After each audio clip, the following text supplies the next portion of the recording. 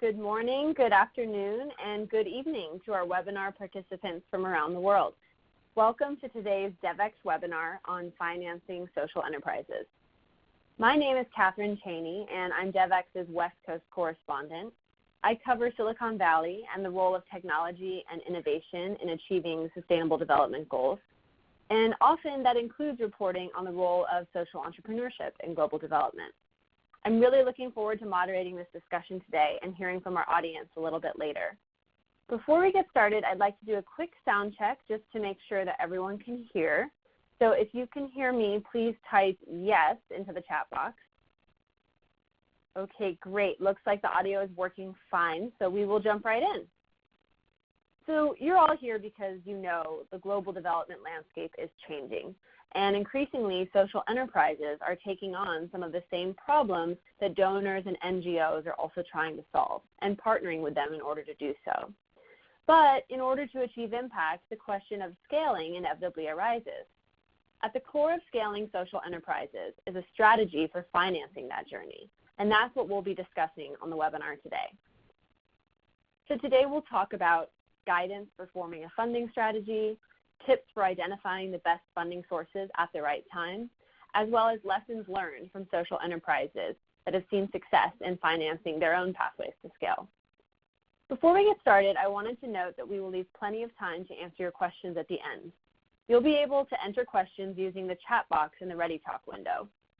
Feel free to submit questions at any time during the webinar. I'll be keeping track of them, and I'll try to get to as many as time allows. If you have any technical problems during the webinar, please send a message through the chat box and one of my colleagues will assist you. I also wanted to note that the slides from today's presentation will be sent to you in an email following the webinar. And with that, let's get started. So I wanted to start with some key takeaways from the Scaling Pathways report. Then I'll hand it over to Andrew Yoon, who will provide his perspective from One Acre Fund, a nonprofit social enterprise that provides financing and training to smallholder farmers. Next, Adam Grunwald will share his insights based on the experience of Lynk, a for-profit social enterprise that provides technological solutions for the informal labor sector. And finally, we'll hear from Alexis, who will share a funder's perspective and how the Global Development Lab, an innovation hub at USAID, is working to support social entrepreneurs in financing their journey to impact at scale. The Financing for Scaled Impact report is a project of the Innovation Investment Alliance, a funding and learning partnership between the Skoll Foundation and USAID's Global Development Lab with support from Mercy Corps. They've invested almost $50 million in 8 proven social enterprises to help them scale their impact. And as they do so, they're also working with partners like the Center for the Advancement of Social Entrepreneurship at Duke University to inform the broader conversation on how to create impact at scale. The report opens by explaining that whether an organization is a for-profit or a nonprofit, issues of financial viability become even more challenging as they work to scale their impact. And as their journey becomes more complex, so does the funding landscape. I want to quickly go through some of the main takeaways so that we have this context ahead of hearing from our social entrepreneurs. So the report asks readers to consider this analogy. You're a social entrepreneur. The car is your enterprise. You are the driver. So keep that analogy in mind as we go through ways that you can set your course, determine which types of fuel to use and when, and navigate and accelerate on the road ahead. So first up, and let's switch to the next slide, it's the rules of the road. Andrew and Adam will be speaking to some of these dynamics. So how they were strategic about pursuing sources of capital that fit their strategic mission, how they identified the limits to self-sufficiency, and how they pursued a mix of capital that allowed them to make strategic pivots. So continuing with this analogy, fuel is made up of various types of capital. Let's go to the next slide. Grants, debt, contracts, we'll be getting into some of those today. Fuel is also made up of various types of sources, foundations, philanthropists and investors, corporates. The social entrepreneurs featured in this report had these 3 pieces of advice. Find flexible capital or unrestricted funding. Diversify your funding sources by leveraging key moments, such as a positive impact evaluation report, to leverage new funders, or tap into the growing interest in impact investing. And then finally, leverage results-based financing, including development impact bonds. Next slide. Of course, what good is fuel when your engine isn't working? This report also outlines how social enterprises have reduced costs to make their scaling more efficient, thereby reducing the need for additional capital. They also highlighted pros and cons of earned income strategies, and they talked about their experience setting up hybrid organizations, which combine different aspects of nonprofits and for-profits. So I just wanted to, again, kind of set the scene there with a bit of context from the report. I found it really valuable, and I know Alexis will be returning to that in her presentation. But really thrilled to hand it over to Andrew Yoon. I wanted to share a quote from Andrew that was actually featured in the report we were just discussing. And I think it really speaks to one of the key differences between a social enterprise and an aid organization and why we're having this conversation today. So he said in the report, if I'm an aid recipient, I have to take whatever is given to me, and I have to smile and accept that. But if I'm someone that pays for services, I become a customer all of a sudden. Andrew Yoon is the executive director of One Acre Fund, which he co-founded 11 years ago after visiting Kenya as an MBA student. Now, One Acre Fund serves more than 600,000 smallholder farmers, primarily in Eastern Africa, and we'll hear more about that model in just a moment. Andrew is also the co-founder of DPRIZE, an organization that funds early-stage startups distributing proven life-enhancing technologies. We're excited to have his perspective on the nonprofit scaling journey. Andrew? Great, thank you. Next slide, please. So we always just try to start our meetings with a quick reminder of the people that we serve. So just wanted to introduce you to Odile and her daughter, Delicia. Odile is a smallholder farmer in Burundi. And it sort of typifies the kind of person that we try to serve in our work. Next slide. So we only serve the poorest farmers in the world, and we are a nonprofit, but we operate a lot like a business. And you know, that combination is really important. We think that grant financing, for example, makes it possible for us to focus on, you know, some of the most deeply unprofitable customers in the world. At the same time, we do think that revenue is important for providing a better service and also making us more cost effective. And we're growing throughout East Africa. So I just want to share a bit of background about the organization over the next kind of 6 to 8 minutes, and then quickly chat a little bit about our financing. Next slide. The opportunity we face is that 70% of the world's poor are farmers. It never ceases to amaze me that most of the world's poor share a single profession, and that creates a huge opportunity to make that profession more productive. Next slide. These farmers have a sort of impossible challenge: feed a family of 6 with an acre of land about the size of a football field, a little bit of saved seed from last year, and a hand hoe. Next slide. So unfortunately, this is not really working right now. In the areas that we serve, more than 1 in 3 children are permanently stunted from a lifetime of not eating enough, which means that their mental and physical capacity is permanently limited. Approximately 1 in 10 children die before they reach age 5, and hunger is implicated in about half of those deaths. And fewer than 1 in 4 complete high school because their income source, farming, is not productive enough. So we find these facts, of course, morally unacceptable, and thankfully there's a lot we can do about it. Next slide. So One Acre Fund has a very simple innovation. We combine several services together designed to support smallholder farmers. So we provide a small loan to farmers, on average about $80. So just to give you a sense, that's about 4 times smaller than the microfinance average for East Africa. Then we give the loan not in the form of cash, but rather in the form of productive assets like seed, fertilizer, solar lamps, that kind of thing, and physically distribute those to within walking distance of the families that we serve. Then we provide training and help to facilitate markets. So next slide. In addition to providing that complete service bundle, we also just get it out to where people live. So this is a map of Rwanda, where actually I live. And at each one of these pinpoints, we provide our services with a full-time field officer within walking distance of the people that we serve. So one of our goals is to cover every reasonably populated part of sub-Saharan Africa with these distribution points. So that's, again, our 2 innovations: provide a complete service, get it out to where people live, And then the next series of slides, we can sort of flip through basically, just show kind of what it looks like on the ground. Next slide. So we purchase high quality farm inputs with the power of hundreds of thousands of families. And we store it in 30 warehouses like this. Next slide. During delivery, we hire hundreds of 10-ton trucks and send them out into the field. Next slide. We have about 200 farmers waiting on average for each delivery drop. Next slide. And then farmers walk home their goods back to their houses. So it's basically a system for helping rural people to access life-improving goods. We then follow up in the field every 2 weeks with training. Next. And then farmers pay us back for our services. So because it's agriculture, we have a flexible repayment schedule. As long as the farmer finishes by the deadline, they can pay us at any time as their income comes in. There's also group liability, and as a result, we have sort of a 98% on-time repayment. By the time harvest is finished, we have our loan back at about 98%. Next slide. And it generates really significant impact. So families are able to kind of increase the productivity of their core livelihood. And on the activities that we support, we generate about a 50% improvement in profits. So just a few more slides.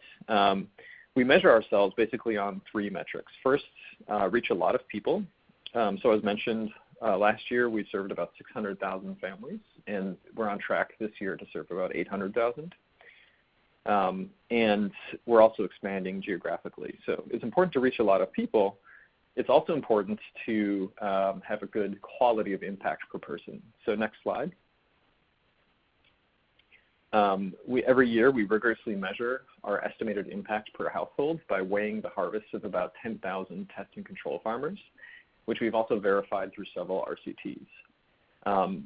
So this year, for example, we will generate about more than $100 in increased profits on average per family served through crop impact, and additionally approximately $70, $80 in asset impact. So putting productive assets in the home that pay off over multiple years.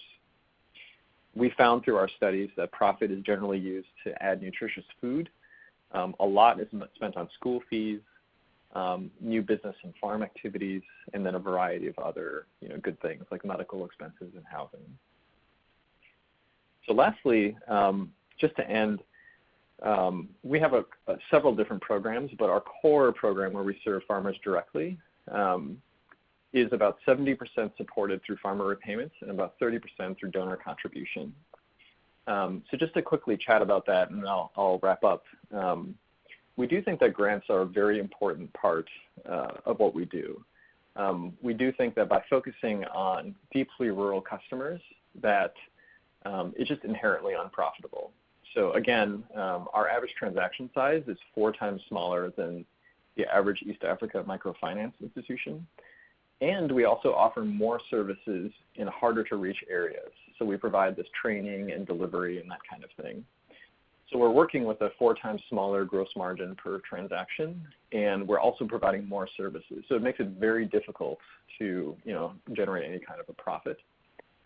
However, what we can do is try to create an incredibly cost-effective way of serving the rural poor. And so we're constantly seeking to drive down our kind of donor cost to serve.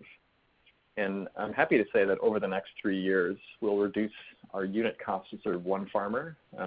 Our donor expense will decrease by about 1/3. And then last comment here would be, we have an interesting metric called social return on investment. So for every donor dollar that we spend, we currently estimate that we generate at least $5 in new farmer profits. And so for all of our programs, for example, like our Tanzania core program, we calculate what the social return on investment number is. And when we see programs with a high SROI, we invest more in those programs, and then we decrease investments in programs that are producing a lower SROI. And so we use that kind of metric to allocate funds within the organization. and to sort of figure out where we can have the greatest impact.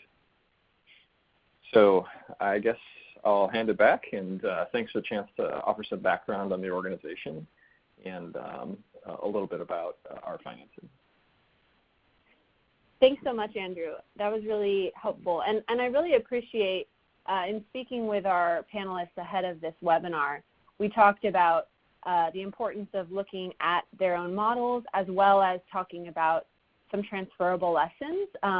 I found that point about social return on investment really fascinating, and I hope that's something we can get to in the Q&A. I think it could be a useful metric for a lot of our webinar participants. So if you have questions for Andrew, please feel free to go ahead and send those in, and we will return to those questions in the Q&A. But next up, I'd love to go ahead and welcome Adam Grunwald, the CEO and co-founder of Lynk. Adam co-founded Lynk in late 2015, following 5 years at Google as a project manager working on new and emerging projects in the United States and Kenya. And we're looking forward to hearing from him about the for-profit scaling journey. Adam, take it away.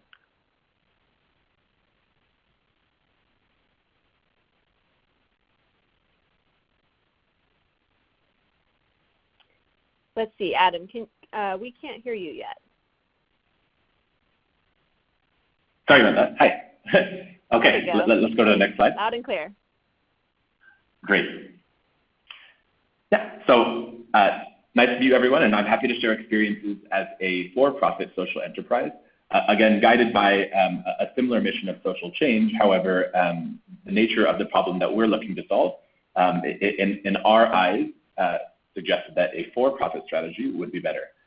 Just to introduce the problem that we're in love with, Lynk is a technology platform that provides employment infrastructure to informal sector workers. In Kenya today, the formal sector accommodates less than 20% of the working population, meaning the rest of the population without support such as social grants or welfare is forced to operate within the informal sector, a lot of which operate in rural smallholder farming that Andrew spoke about. But a huge segment also still in urban areas operates as vocational tradespeople, things such as plumbers, tilers, carpenters, or electricians. The informality of this sector creates a number of challenges where people lack access to frequent employment, potentials for improvement in income over time, the tools, the skills, or the upskilling that they need to succeed. Next slide.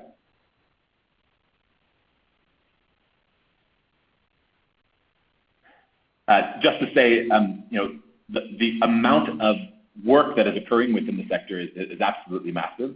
The informal sector represents the vast majority of services that are provided to both households and businesses across Nairobi, and in fact, in sub-Saharan Africa as a whole.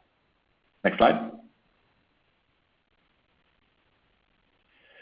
So the size, scope, and complexity of the problem was one of the driving reasons that we chose the route of a for-profit company. We had the ambition to build a platform catering to workers in a variety of vocations, and we realized that our platform would need to provide a variety of different offerings, from training to digital identity to job matching and many more. And this platform approach with a less clearly defined service offering and less predictable outcome was actually in contrast to a lot of the existing nonprofit organizations in the sector, for example, vocational training programs. Additionally, along these lines, we were concerned that as a nonprofit, we would face substantial restrictions on what would be in or out of bounds in terms of our focus. So, our company culture is guided by this common love of the same problem. But you can imagine that a funder that had a philanthropic mission specifically around training would be quite frustrated if we devoted resources to financial inclusion or vice versa. And finally, I just want to speak briefly on funding availability.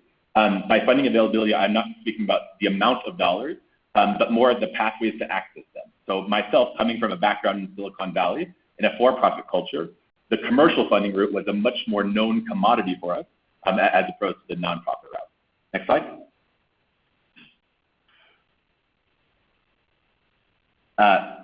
So in spite of us being a for-profit entity, as a social enterprise, we're still guided by this foundational mission to improve the social good. And this means that we align our path to profitability with our vision of meaningful ecosystem change for the better.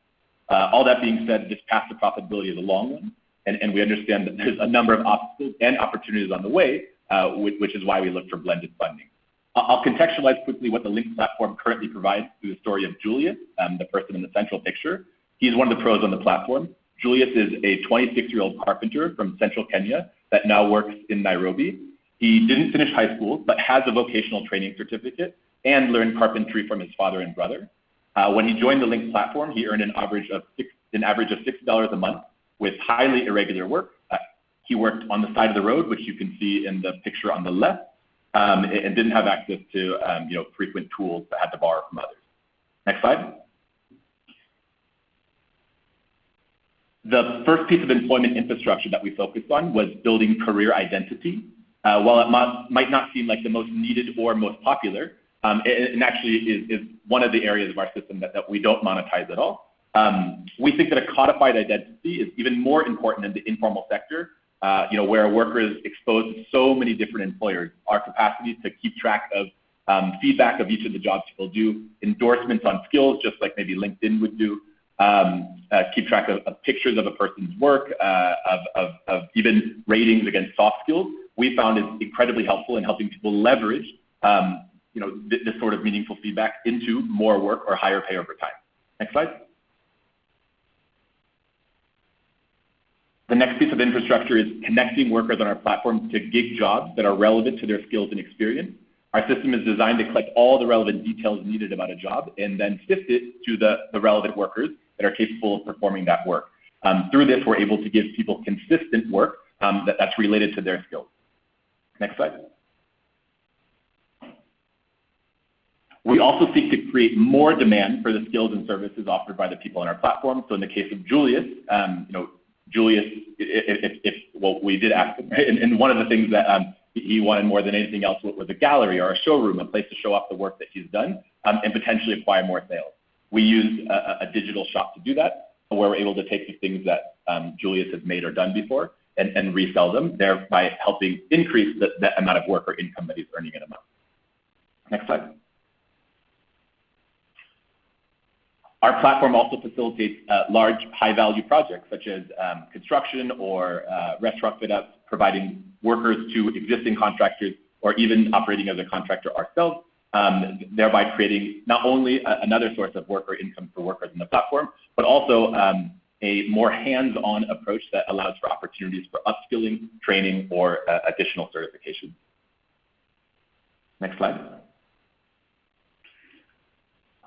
We also partner with a number of organizations in order to help equip workers with tools. This is done through various financing programs or other sources of support, ranging. So in the case of Julius, it's our tools related to carpentry, but for things like beauticians, it could be tools related to beauty, manicure, or other things like this. Next slide. As a technology platform, our system is also designed in order to provide all of the reminders or infrastructure that workers need in order to make sure that all the jobs that they're operating go well.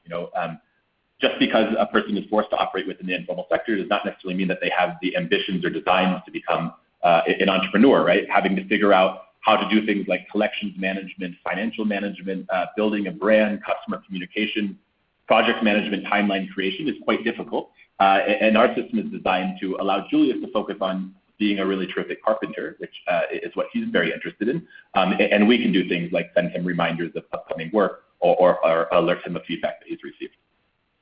Next slide. This kind of shows the sort of structure that we pursue as a company. We look at the different sources of entrepreneurship infrastructure that we provide as different building blocks in a person's journey to career growth. I shared a few of them with you, and there's a few that there just isn't time to share.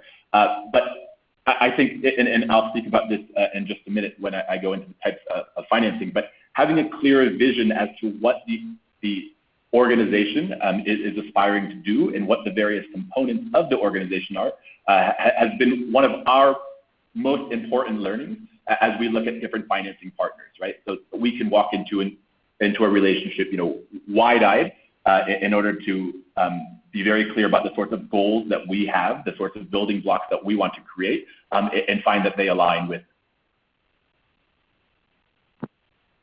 Next slide. So first on when commercial funding falls short.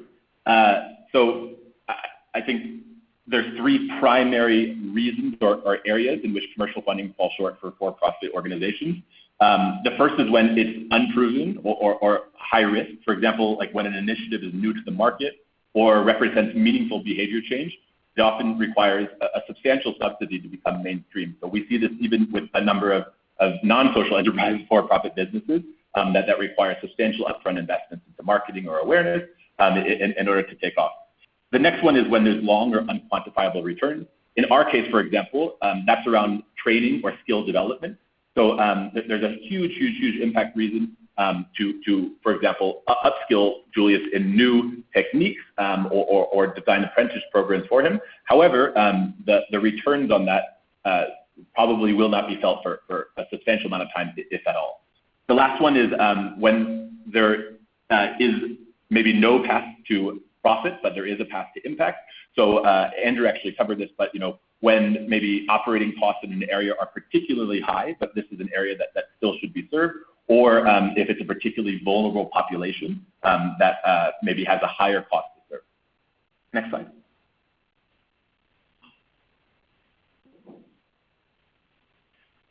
So we found that grants are effective, and I think across a number of social enterprises that are for-profit. Grants are effective when, first, they support core growth, so that's if they align directly with the key metrics or goals of the company. In our case, our core metrics are around the frequency of work that we can provide to informal sector workers and the income increases that we can create for them. So in cases where a granting organization has similar goals, then we find it to be highly aligned.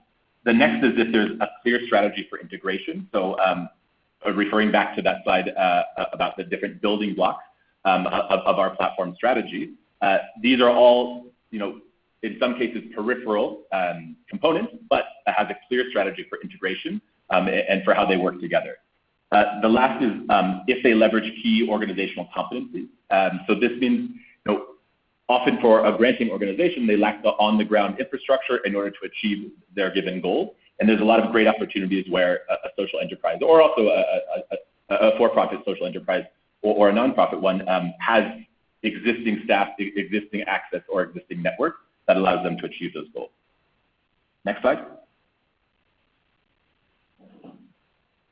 Finally, I just want to share three guiding principles that we use in order to ensure that we have successful funding relationships with different partners. The first one is that we internally differentiate between whether or not a grant is used for core growth or new initiatives. So again, we define core growth very clearly against specific metrics. And other things, if it's a new initiative, needs to be aligned with the sorts of initiatives that we're pursuing in our platform approach. The next one is to clearly understand the funder objectives and expected outcomes. Often people can be quite distracted by dollar signs and maybe underestimate the amount of work or the sort of follow-up that's necessary in order to achieve the goals of the funding organization. And finally, to be incredibly frank and honest about the capacities of the organization in terms of capacity for delivery, capacity for continuation of that project. In our case, we're very clear about the sorts of restrictions that we allow ourselves to operate under, and the sorts of focus that we provide within the company. So I'll hand it back now for the last speaker. Thanks so much, Adam. And again, for those with questions for Adam, feel free to go ahead and ask those now. We have some great questions coming in already for our first two panelists. I found those last few slides particularly interesting around where commercial capital falls short and when grants are effective. And I'm really grateful that in this conversation we have entrepreneurs and funders together in one conversation to talk about what does and doesn't work. So on that note, next slide, I'd love to welcome Alexis. She's Division Chief of Applied Innovation and Acceleration at USAID. She's worked in over 25 countries in almost every sector from education to stabilization, and her focus is how to leverage science, technology, innovation, and partnership for greater impact. One of the ways she's done this is through the Global Innovation Exchange, which is a technology platform that aims to accelerate innovation in developing countries. And I've had the pleasure of hearing from Alexis at a number of events here in the San Francisco Bay Area and beyond, and I'm really glad that she's going to be bringing the funder perspective to our webinar today. So Alexis, I'll hand it over to you. Thanks so much. This is so neat to be included in this, and I really appreciate it. I am also representing our other partners in this venture from Skoll, as well as our hardworking partners at Mercy Corps that really helped us get a lot of the scaling pathways work together. But most excitedly, Katherine, I'm such a fan of your writing, and of course, both Andrew and Adam, I'm a bit of a fangirl of your work, because there's nothing harder than being a social entrepreneur or really running a social venture. So we'll kick it off, but I just wanted to say thank you so much for having me. So as far as funder tips, I would love to share with you a little bit of, I think, what we've learned. We have been lucky enough to actually make financial backings of about 1,000 different social entrepreneurs over the past few years. And so today, we'll share with you a little bit of what we learned, what's impressed us, and some hopefully very brief advice, but spend more time on questions. So next slide. So we know if I ask anyone, if I ask a social entrepreneur what's their biggest barrier, without fail we'll almost always hear the idea of the continuum of capital. And we've tried to put some of the details here on the slide so that people can take this away with them. I do think what's really important though is to understand, what is the type of capital they need, when, and why. I've been really impressed by the insights that Andrew and Adam shared that really showed a clear articulation around the strategy and the intentionality of the type of money they wanted, from who, and to what purpose. And that's really important. A lot of times when someone's very passionate about a new solution, new technology, something they're bringing to change the world, it's kind of any money is good money. And what we find over time is that that may not actually be the fit, but it's very hard for people to say no to to money up front when they are so passionate about their idea. But I think what we've seen is being really intentional about that continuum of capital is critical. The other element is that scaling isn't linear. We would love to say, when we certainly had hopes that we would write and enter into a grant with an innovator, and that it would just be this solid tick kind of to the upper right of the screen. And really the reality is that, like any small or medium enterprise and any organization finding their strategic approach, it's constant iteration, change, feedback loops. And so being able to see kind of those ups and downs and being willing to kind of ride that partnership together is really important. And similar to that, it's important to be open to the fact that assumptions you might have made on capital in the beginning may not be the ones that get you to the end. One of my great examples that I really love is evidence to action and chlorine dispensers, where there was a lot of assumption that the carbon market would actually be something that could underwrite that. And so when that didn't play out the way that was expected, I was really impressed in the way that the organization is looking at how they pivot, how they move, and how they find value.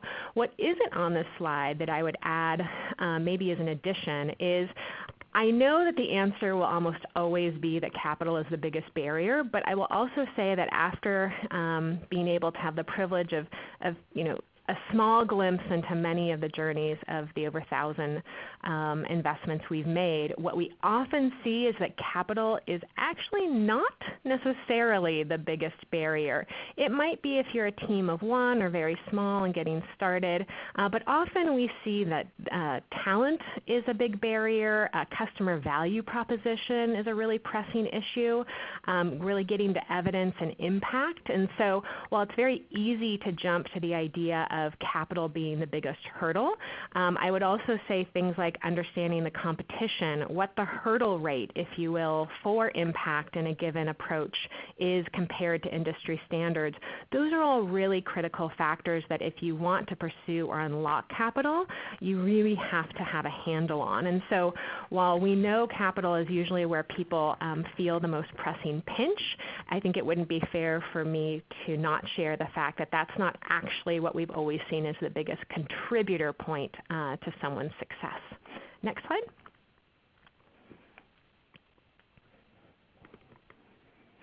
so as I mentioned, intentionality. This is my word of the year, I think, and I was really impressed that both Andrew and Adam were able to highlight really clear elements of their intentionality when they are approaching their work, their organizations, and their customers.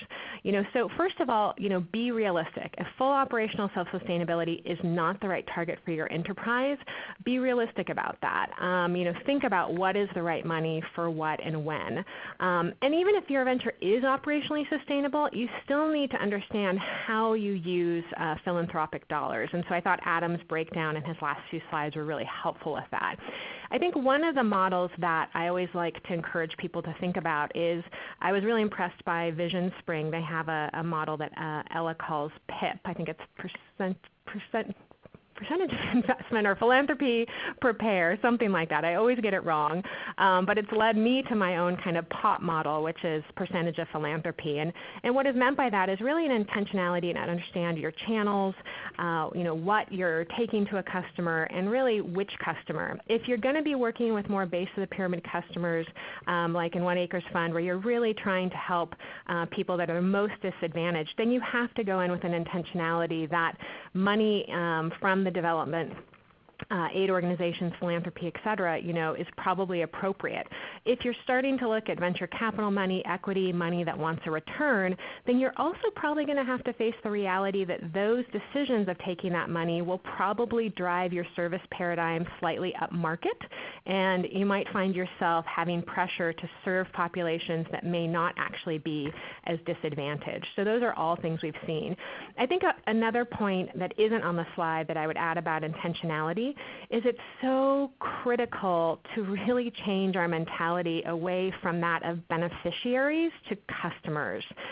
What I have found time and time again is oftentimes entrepreneurs will in essence measure, especially when they are taking grant capital or even in private capital, they will kind of measure what it is that their funding source wants to see and defines a success instead of their end customer. And we really do want to see organizations that we fund shift their mentality to what is that customer value proposition. If a customer isn't willing to pay anything for what you're providing, it may not be all that valuable to them. And of course, that doesn't mean the customer has to cover the entire cost. That might not always be feasible. But I can't tell you how many organizations, start out for free and then find it very difficult to be able to have value-add services or charge for things at a later point, and ultimately just don't see that value.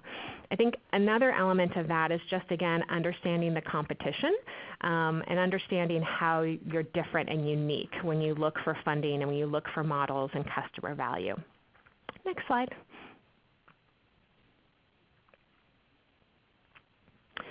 So we are learning. As I said, I learn every day. I'm so in awe of the social entrepreneurs and innovators that we fund. But you got to help me, right? So really having open conversations about the failures, about pivots. When problems emerge, come to us, let us know. Part of what's so amazing about funding this type of work is actually the hands-on learning that goes with it, right? So when I'm able to see, through a partner like One Acre Fund, that there are particular challenges or particular assumptions aren't proving out and that there are pivots that are happening, it's really important because not only does that shape what we might expect as a partner of One Acre Fund, but it actually comes back and shapes our assumptions around our larger, farming security and food security projects, of our larger capacity building projects. It helps us eliminate assumptions or biases or expert bias that might exist in a lot of our work. And what we've really found is that learning opportunity to be exposed, if you will, to these unique insights through the investments we make or the grants we make are absolutely critical to us making better decisions at large as funders. So please, bring us that. Don't be afraid if things aren't working out perfectly. It's really important to talk about it, to understand why. The final thing I would say on this is that I'm always shocked at how little our grantees ask of us. And what I mean by that is, Oftentimes, our grantees don't look at us as partners. They look at us as a funder, and that can be very intimidating. But when they hit an issue like talent, where they're looking to hire a particular individual, or another, maybe they're having an import issue in the country, or really facing a challenging policy issue, very rarely does a grantee, come to us and ask us for help in those areas. And I would tell you that really think about your funders as having a variety of special sauces or strengths that they could in fact help you with. In the worst case scenario, you ask and we're not able to help. But in the best case scenario, we may be able to leverage influence or be helpful in ways that are far beyond the grant. As one example, we had an organization that was looking to hire some key talent, and they said, oh, well, we really need someone with particular attributes, and we said, oh, we have a newsletter that goes out to many people that fit that description. Would you like us to put a note in our newsletter about the particular talent you're looking for? And they were shocked that we would be willing to do that. But we want to see you succeed, right? We need you to succeed. We need the impact to happen. So I would just end by saying it's really critical, to think about the partnership that you have with your funders beyond just the check that might be written. Next slide. Where can you learn more about this? So first of all, I hope after this that you will all get to access the study that we did around scaling pathways. Again, incredible thanks to Skoll, to Mercy Corps, to Kathy Clark and team over at Duke, who really did some amazing in-depth looks at what was working, what wasn't. So within that, you're going to see actual lessons, as told from the social ventures, so not Alexis's take, but Andrew and others, around 6 core financing strategies, advice from the field, I think really great takeaways. And finally, for other funders that are trying to learn the way we do, that are trying to pivot, take in that knowledge, use that business intelligence, hopefully we think you'll find a few things in there that are as useful to you as they were to us. Next slide. And finally, here's where you find it. So we do encourage you, check it out. If you have feedback, if you have other thoughts, we would love to hear them. But don't miss out this incredible business intelligence that is waiting for you. So thanks so much, Katherine. Thank you, Alexis. And yes, it is incredible business intelligence. Earlier, you heard in Alexis's presentation about Vision Spring and Ella Goodwin, the president of Vision Spring. And there's more on that philanthropic investment per pair, the PIP model, in that Scaling Pathways series. So I would definitely check that out. It is a model worth looking at. So I've seen a lot of questions coming in from our audience. It's great to see. Keep them coming. I want to go ahead and open this up to an audience Q&A, and please continue to submit those questions through the chat box. We'll try to get to as many as possible. So first, lots of questions for Andrew around the social return on investment. So I'll try to consolidate them, but here are kind of the main questions I'm seeing. First, just expanding on how you calculate the social ROI. What outcomes other than an increase in incomes for farmers do you include in your social ROI calculation? And do you face any challenges when you're using SROI in conversations with potential grantors or investors in the One Acre Fund model? So Andrew, any reactions to those questions? Yeah, great questions. First of all, how we calculate social return on investment. So basically the numerator of this is the total impact created in a program. So for example, just to make the numbers round, for example, suppose we estimate that we generate $5 million in new farmer profits in Tanzania. Then we compare that to the donor input that was required to go into that program. So suppose that's $1 million. That's the denominator. So we believe that for every donor dollar, we're generating $5 of new farm profits. Now that begs the question of how we calculate the new farm profits number. And so we do that by weighing in any given program the harvests of thousands of test farmers versus control farmers, and coming up with a reasonable estimate for how much additional profits that we're generating. So sorry, it gets a little bit in the weeds, but Alexis mentioned this interesting idea of a hurdle rate.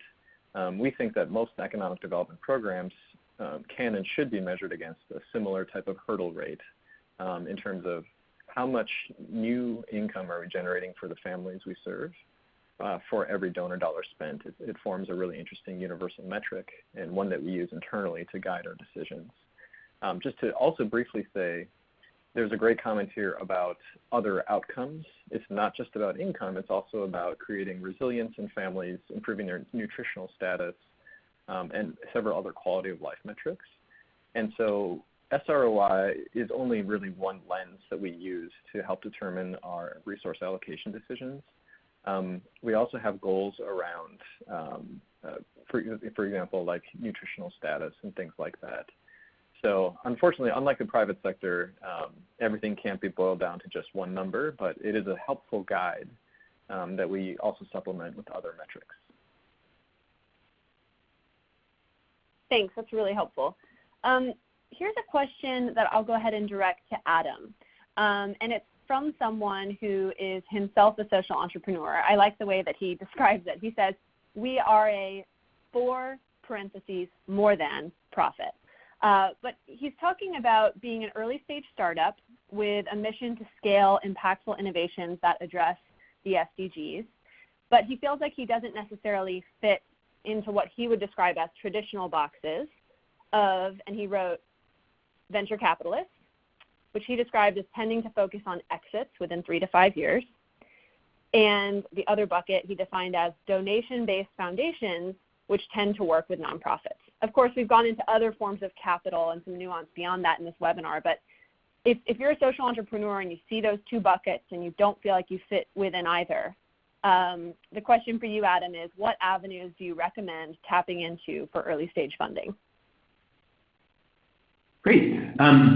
Well, I think the first thing I'd say is welcome to the journey, and thanks for coming along. I guess the first and most important is stay true, first of all, to what you're trying to pursue. I think the other speakers also mentioned this quite a few times, but definitely avoid a situation where you feel compelled to change your business objectives, goals, or even operations in order to align with a specific funder's goal. So I think in the question there was mentioned two specific sources of capital, one being traditional venture capitalists with 3 to 5 year exits, and then the other one being donation-focused foundations. I do actually think that there's a number of other sources of financing, like some of them even being here on the call, that maybe are more patient capital. So I think actually that there's a number of impact-focused funds or even impact-focused foundations. So that could be foundations that do make for-profit equity investments that have very, very, very different timelines and also very different goals, right? That might actually have income or impact-related obligations based on the LPs that they have in them. So I think actually the right strategy is to look for a wider pool of funders and make sure that you are very, very, very clearly defined in what you will be offering. Because I think actually if you truly do have outcomes that are unlike anything that exists in any market now, one that's maybe not super likely, but if it is the case, then I think that maybe it even makes you more attractive to some of these alternative funders. Great, thanks so much for that, Adam. A couple questions for Alexis as well, and then Adam or Andrew, if you want to jump in, feel free to. But I'm going to talk about two questions that have come in. So the first is someone writes, I think it's important to differentiate between how a large NGO approaches donors like USAID versus how entrepreneurs approach donors. And this person writes, that leads me to my question. Do you think USAID has a different approach to working with entrepreneurs than its approach to working with large NGOs? And actually, I'll just start with that question. So I know, Alexis, that the answer is yes. USAID has been working very hard to find ways to work with entrepreneurs, and it is different than working with large NGOs. So can you expand on how you've done that, but also some of the synergies, perhaps, that you see between the work of social entrepreneurs and NGOs? Yeah, absolutely. So it's such an interesting conversation because, to be honest, I would have answered it much differently at large maybe a few years ago, but some really exciting things have happened, I think, since then and the years that followed. So absolutely, I do think we have to treat them differently. I mean, I really believe in what we would call a special sauce theory, which is, use the right talent, the right organizations at the right time for the right thing. So if you are going to be doing a program where we are talking about hundreds upon hundreds of millions of dollars and huge elements of maybe USAID, kind of process and procedure and administration and elements, you really are probably going to want to have a partner who really understands how to process that type of money, where we're lowering risk, et cetera. But when you're looking to advance particular things in different countries and try new things, et cetera, it's really critical for us to work with small entrepreneurs. And we've worked really hard to make USAID more permeable to a number of different players and different avenues. So whether that's with the challenge or prize model, whether that was with Development Innovation Ventures, whether that is with programs like our PACE model, where we actually fund other funds backing entrepreneurs, whether that was in different ways we looked to incorporate kind of science or evidence models. So I think, first of all, there are a number of ways to work together than we had in the past. I think with all of those assumptions, one of the most exciting things we've seen change is that actually the appetite of what we would consider to be some of our traditional partners, so like big, powerful NGOs or even private sector development organizations, actually realize that the social entrepreneurs provide them some really unique advantages. And so what you're seeing is it isn't just USAID that is funding or looking to take to back social entrepreneurs or innovators. We actually have different players, Mercy Corps, one of them, who's doing really interesting work and actually taking equity and funding social entrepreneurs that align with the type of work they're looking to do. You're looking at other nonprofits creating funds to be able to identify those. And it's smart business because really, a social entrepreneur might be able to take a local approach and a more honed impact approach than, for example, an NGO or a large player might be able to set up. And so what we're seeing is a lot of behavior from major players at looking and really using social entrepreneurs as almost what we would call the subs of the future. So often USAID contracting might have a prime, and then they often have many different subs that address specialty things that we're trying to achieve. And really, we're excited about seeing more and more social entrepreneurs being embraced as subs because we think that gets a better impact often more quickly. And most importantly, it creates new and dynamic partnerships and allows our money to flow in ways and with different partners than we had before.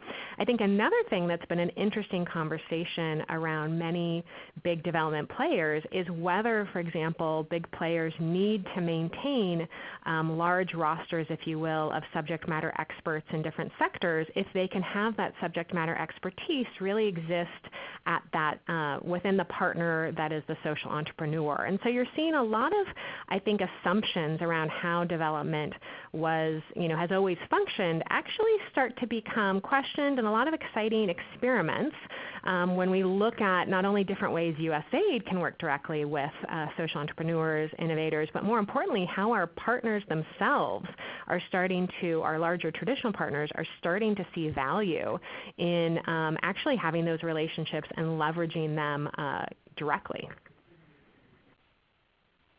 Thanks so much for that. I'm really glad that question came up, and definitely hope to continue to follow that trend and social entrepreneurs being embraced as subs. I think that's going to be a really interesting trend to follow. Another quick question here, and I'll hand this over to anyone who would like to jump in. The way that this question is phrased is someone asked, how important is it to have a funding partner capable of offering blended finance? I might expand that just to ask about any advice on seeking out blended finance, because it came up earlier in the webinar, but we haven't really revisited strategies.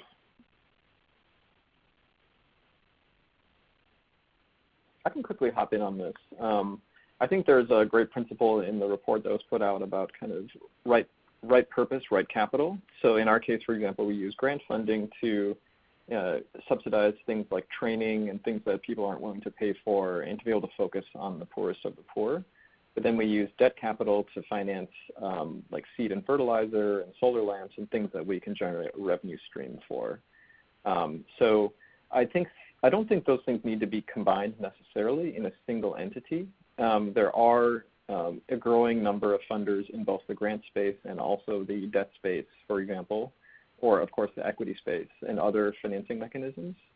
I've found personally that it's very rare to find a funder that plays in both spaces.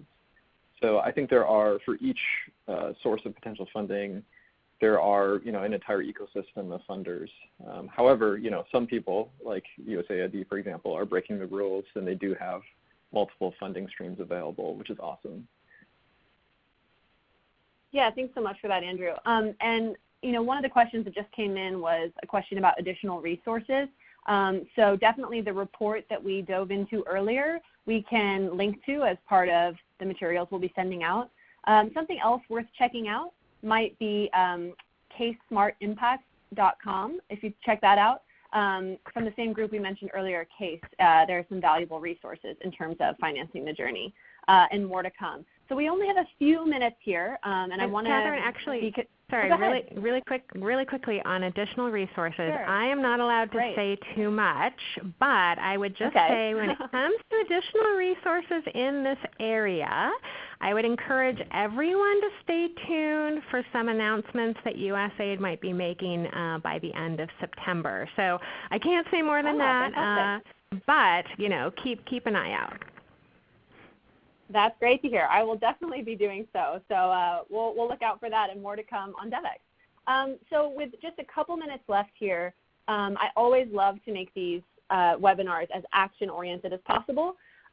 So for any of our panelists, you don't all have to feel pressured, but if anyone has something they want to jump in with, I'd love to hear anything you want to reiterate, something you didn't get to that you just have to say before we sign off, or ideally even a call to action for this group. So let's see. Alexis, you want to kick things off? Or maybe the call to action is just to stay tuned.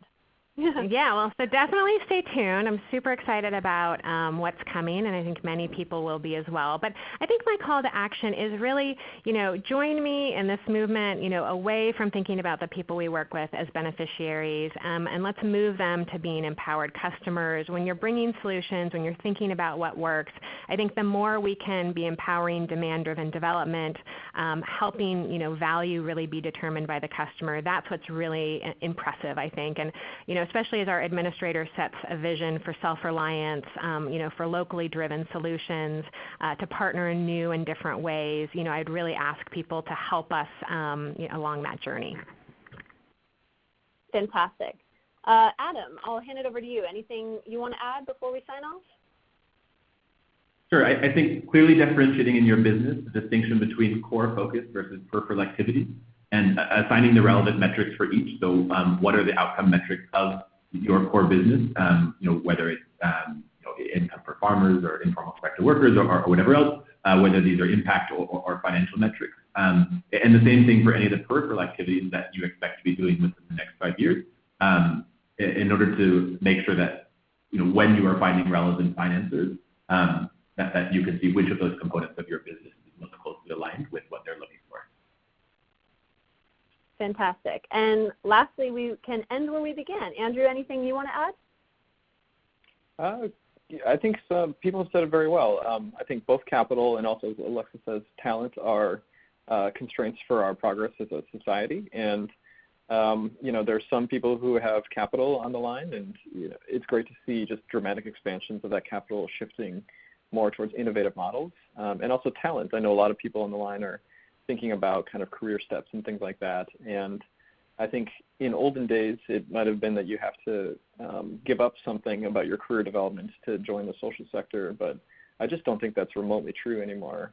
There's lots of fantastic organizations and funders doing great work that provide solid career development and also allow a mission focus.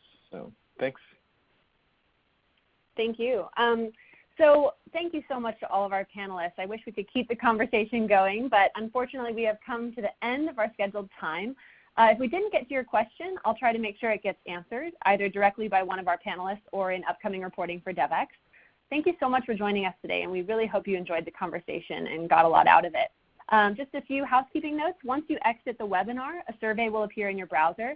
And if you have just 2 minutes, we would really appreciate your feedback on this webinar, as well as ideas for future events.